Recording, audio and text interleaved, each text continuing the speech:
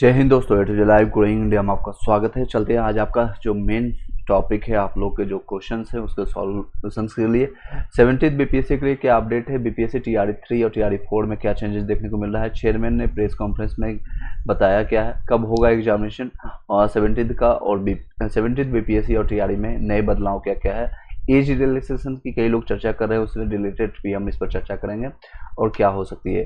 देख सकते हैं ये आज का न्यूज पेपर में, और कल जो प्रेस कॉन्फ्रेंस हुआ था उसमें जो बात कही गई उसको हम थोड़ा सा विस्तार से जानते हैं। उसके बाद हम एक एक क्वेश्चन का जवाब जानते हैं। तीसरे चरण की शिक्षक नियुक्ति परीक्षा में बदलाव है, रिजल्ट नॉर्मलाइजेशन के आधार पर जारी होगा। बीपीएससी शिक्षक भर्ती परीक्षा में प्रश्न पत्रों पर रंगीन कोडिंग होगी। रंगीन कोडिंग ये आप आधार बना सकते हैं, यानी इन द सेंस कि आप जब रेलवे के आज से 4 साल पहले 5 साल पहले आपने एग्जामिनेशन दिया होगा या किसी बड़े भाई ने आपने दिया होगा तो उसको पता होगा अलग अलग क्वेश्चन पेपर सेट बनते थे ABCD, लेकिन क्वेश्चन सेम ही रहता था। लेकिन अब इसमें चेंजेस क्या देखने को मिलेगा, क्वेश्चन भी सेम डिफरेंट रहेगा। जैसे अगर आप दरभंगा से हैं तो अगर आप किसी का सेंटर दरभंगा गया है और किसी का भागलपुर गया है तो भागलपुर का हो सकता है क्वेश्चन अलग मिलेगा। या कई लोग कॉलेज में ही देखेंगे, जैसे आप पटना में AN कॉलेज में पढ़ा या साइंस कॉलेज में पढ़ा तो साइंस कॉलेज वाले को दूसरा क्वेश्चन पेपर मिलेगा और A सेट या B सेट या रंगीन रेड ग्रीन येलो इस तरह से देखने को मिलेगा, दूसरे को अलग मिलेगा। इसके व्याख्या को सुनते हैं, उसके बाद अपने बातें रखेंगे। बिहार लोक सेवा आयोग के तीसरे चरण की शिक्षक नियुक्ति परीक्षा में बड़ा बदलाव किया गया है। प्रश्न पत्र से लेकर के रिजल्ट की प्रक्रिया में भी इस बार बदलाव दिखेगा। प्रश्न पत्र में कई सेट तैयार किए गए हैं, ये अलग अलग रंगों के होंगे। प्रश्न पत्रों की कलर कोडिंग की गई है। मंगलवार को कार्यालय कच्छ में आयोजित संवाददाता सम्मेलन में आयोजन के अध्यक्ष जो है रवि मनु भाई परमार ने इसकी जानकारी दी। परमार ने बताया कि प्रश्नों का सेट जो अलग अलग होने से इस बार रिजल्ट नॉर्मलाइजेशन के आधार पर आएगा। नॉर्मलाइजेशन आप लोग को भली भांति पता है, रेलवे में SSC में इस तरह वहाँ पर यूज होता है। कई लोग इससे फायदा होता है कई लोग को, और कई लोग को नुकसान भी होता है। मान लीजिए आपका कट ऑफ 90 गया, एग्जाम्पल के तौर पर ले रहा हूँ, और किसी का B सेट मिला है जो कि A सेट से कंपेरिजन हार्ड है, तो उनको फ़ायदा हो सकता है, उनको 2-4 नंबर बढ़ करके आपका नॉर्मलाइजेशन फायदा हो। और किसी का सेट C मान लीजिए वो ईजी है, तो हो सकता है आपका नंबर कट भी जाए, तो आपको नुकसान भी हो सकता है। दोनों है उसमें। पहले सभी रिजल्ट का परसेंटाइल निकाला जाएगा, उसके बाद रिजल्ट नॉर्मलाइजेशन के आधार पर जारी किया जाएगा। नो डाउट्स, क्योंकि ये क्वेश्चन पेपर कोई इंसान ही सेट करेगा, कोई AI या फिर कोई आर्टिफिशियल इंटेलिजेंस या फिर कोई मशीन नहीं बनाएगा कि क्वेश्चन लेवल A सेट हो, B सेट हो, C सेट हो और D सेट में सभी जगह सेम देखने को मिलेगा। अलग अलग रहेगा, अलग अलग उसका इंपॉर्टेंस रहेगा। किसी में हो सकता है हिस्ट्री के क्वेश्चन ज़्यादा हो, किसी में हो सकता है ज्योग्राफी के क्वेश्चन ज़्यादा हो, जिसका टॉपिक अच्छा से क्लियर हो तो उसमें आपको फ़ायदा हो सकता है। बताया है कि इस बार प्रश्न पत्र की कोडिंग नंबर से नहीं होगी, बल्कि प्रश्न पत्र के सेट पर कलर मार्क होगा। जिस कलर सेट का यानी जिसे ABCD पहले देखने को मिलता था वो नहीं मिलेगा, अब कलर देखने को मिलेगा। किस कलर सेट का किस जिले में उपयोग किया जाना, इसकी सूचना जिलाधिकारी की परीक्षा से 3 घंटे पहले दी जाएगी। कलर सेट का चयन वैज्ञानिक तरीके से होगा।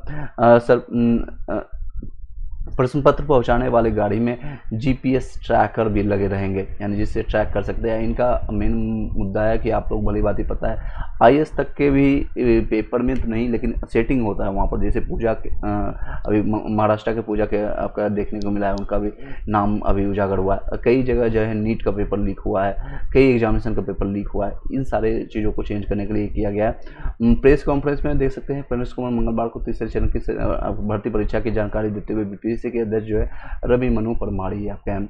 और ये आपका एग्जामिनेशन है 19 से लेकर के 22 जुलाई की होने वाली परीक्षा में 404 केंद्रों पर होगा, सेंटर बनाया गया है। पहले 5 मार्च को हुई थी पेपर लीक में, इसे रद्द कर दिया गया था। अब ये इसी के मद्देनजर ये सारी चीज़ चेंजेस देखने को मिला है। लगेंगे रहेंगे इसमें से ड्राइवर के साथ अधिकारी और कर्मचारी भी रहेंगे। प्रश्न पत्रों के अभ्यर्थियों के सामने ही खोला जाएगा। पेपर लीक रोकने का तकनीक का उपयोग होगा। BPSC के अध्यक्ष ने कहा कि पेपर लीक की कोई संभावना न रहे, इसके लिए अत्याधुनिक तकनीकी का इस्तेमाल किया जा रहा है। परीक्षा में हर केंद्र पर प्रत्येक अभ्यर्थियों को बायोमेट्रिक जांच से गुजरना पड़ेगा। तीसरे चरण में लगभग 87,774 पदों पर होनी है नियुक्ति। तीसरे चरण में 87,774 पदों की नियुक्ति की होनी है। परीक्षा के लिए राज्य भर में कुल इतना केंद्र बनाए गए, वही सेम पॉइंट को है। 6 लाख अभ्यर्थी इसमें लगभग अलग अलग विषयों के शामिल होंगे। परीक्षा जो है 19 से लेकर के 22 जुलाई तक 27 जिलों में आयोजित होगी। आप लोगों को पता है कितने ज़िले हैं, टोटल 38 जिले हैं, लेकिन 27 जिलों में आयोजित होगी। कई ऐसे सुदूर क्षेत्र में जिले हैं जहाँ पर ये संभव नहीं है कि सेंटर वहाँ बनाया जाए, और जहाँ भी बनाया जाए, चाहे पटना हो, सारण हो, आपका भोजपुर हो, या फिर जहाँ भी ये सेंटर, अभी भी स्थिति वहाँ पर लचर स्थिति देखने को मिलता है। तीसरे चरण की शिक्षक नियुक्ति परीक्षा के लिए लगभग आपको देख सकते हैं 4256 अतिथि शिक्षकों ने भी आवेदन किया है। इन शिक्षकों को को हाई कोर्ट के आदेश के बाद परीक्षा में आवेदन करने का मौका मिला था। उन्हें 25 अंक का अलग से वेटेज दिया जाएगा। तो समझ सकते हैं इनको 25 नंबर का ऑलरेडी वेटेज मिल चुका है, तो इनको आसानी से, आप मान लीजिए कट ऑफ गया है 90 और ये इनको 25 नंबर बिना कुछ किए हुए इनको ऑलरेडी मिल चुका है। बाकी का जितने भी नंबर है 65 या 60 नंबर ये लाने के प्रयास करेंगे। आयोग के सचिव जो है मोहम्मद गयासुद्दीन ने बताया कि ई एडमिट कार्ड में अंकित बार कोड के स्कैनिंग के बाद ही प्रवेश किया जाएगा, जो कि TRE 1 और TRE 2 में भी देखने को मिला था। पटना में जो है 19 जुलाई को 26 केंद्रों पर होगा, इतने अभ्यर्थी उसमें परीक्षा भाग लेंगे, और 20 जुलाई को 20 केंद्रों पर होगा। ये सारी संख्याएं बताई गई।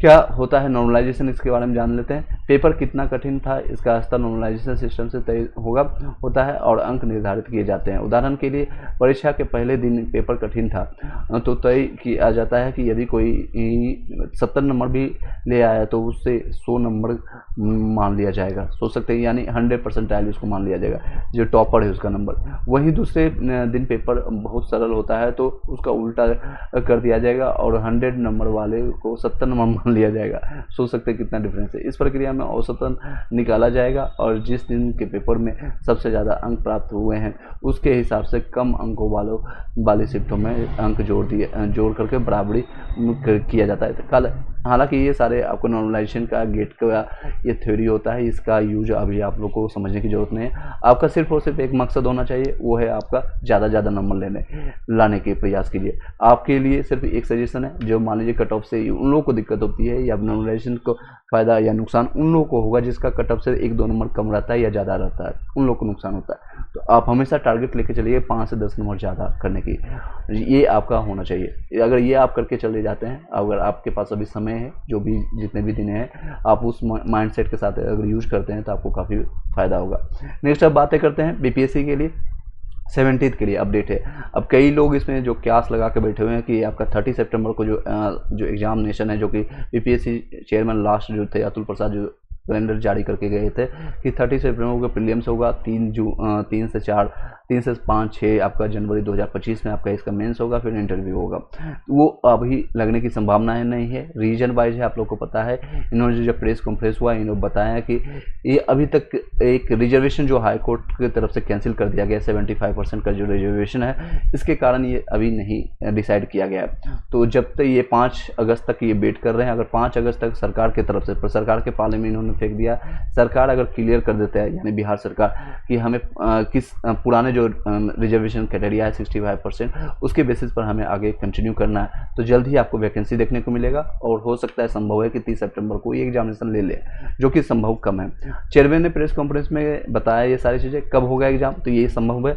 अगर ये सारी चीज़ें अगर राज्य सरकार अगर डिले करती है तो संभव है कि आपका 15 से 20 दिन का एग्जामिनेशन डिले हो सकता है। 30 आपका जो सितंबर एग्जामिनेशन होने की संभावना थी, अब हो सकता है 15 अक्टूबर हो जाए, या 20 अक्टूबर या 30 अक्टूबर की भी संभावना बन सकती है, जब तक वो क्लियर करते हैं। ये अपने एंड से कुछ भी नहीं बोलते हैं। नेक्स्ट है 17th BPSC के लिए और TRE में ये सारे बदलाव हुए हैं। एज रिलैक्सेशन के लिए कई लोग कमेंट करते हैं और उनका क्वेश्चन था एज रिलैक्सेशन की। अगर बात हम करें, क्योंकि जितने भी पेपर आपका जो 17th BPSC में होने वाले हैं, 17th BPSC में जितने भी बैकलॉग का जो वैकेंसी आने वाली है, BEU को बताया जा रहा है आपका, यानी कि जो पोस्ट है आपका SDO को पोस्ट है, SDM का पोस्ट है, ये सारे बैकलॉग का कुछ पोस्ट है, जिसके कारण ये सभी लोग क्यास लगा के बैठे हुए हैं स्टूडेंट्स लोग कि मुझे 3 साल 5 साल का एज रिलैक्सेशन मिले, ताकि हम लोग फॉर्म भर सके। जो 37 इसका मैक्सिमम एज है, लेकिन इसके भी पुष्टि अभी नहीं किया गया है, जब तक कि आपका नोटिफिकेशन नहीं क्लियर हो।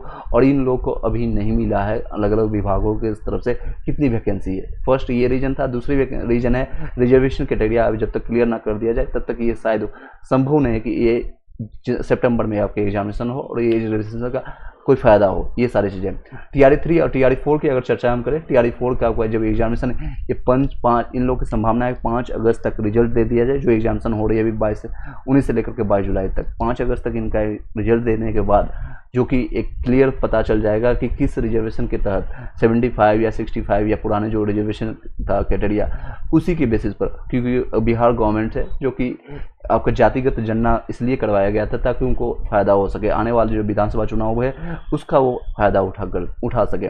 तो जल्दी कोशिश करेंगे वो लोग कि इसका या तो पुराने ढर्रे पर चले जाए या फिर नए के लिए उस सुप्रीम कोर्ट में जाकर के जो याचिका दायर किया गया उसका ज़्यादा से ज़्यादा मतलब जल्दी से रिजल्ट आए। लेकिन आप लोग को भली बात ही पता है कि इसके डेट पर डेट मिलता है, तारीख पर तारीख, लेकिन रिजल्ट नहीं मिलता है, तो उसमें डिले हो सकता है। तो आने वाले समय में पता चलेगा आप लोग को क्या संभव है। अभी लोग जो BPSC 70 का प्रिपरेशन कर रहे हैं या TRE 4 के लिए देख रहे हैं, वो लोग आप प्रैक्टिस करते रहिए, तैयारी करते रहिए। जो समय मिला है आपको उसमें PT मेंस सभी लोग का तैयार करते रहिए, और कुछ नहीं कर सकते हैं। और एज रिलैक्सेशन में अभी कम चांसेस है कि आपको रिलैक्सेशन मिले। और सेकेंड चीज़ है आप ये सारे प्रिपरेशन कर सकते हैं। जितने भी लोग हुए हैं जो भी प्रिपरेशन से जुड़े हुए हैं, SCRT NCRT का इंपॉर्टेंस समझते हैं, वो लोग आप कनेक्ट कर सकते हैं। टेलीग्राम और व्हाट्सएप ग्रुप का लिंक इसी वीडियो के डिस्क्रिप्शन में मिल जाएगा, वहाँ से जाकर के आप ज्वाइन करके सारे इन्फॉर्मेशन ले सकते हैं। आई होप कि क्लियर कर पाएंगे सारे क्वेश्चंस, आपका डाउट क्लियर हो पाया होगा। BPSC TRE 3 से संबंधित हो या 4 से हो या BPSC 70 के लिए हो, ये सारे आपके डाउट क्लियर हो पाया होगा। Thank you so much. Video को यहीं पर वाइंड अप करते हैं। Have a nice day.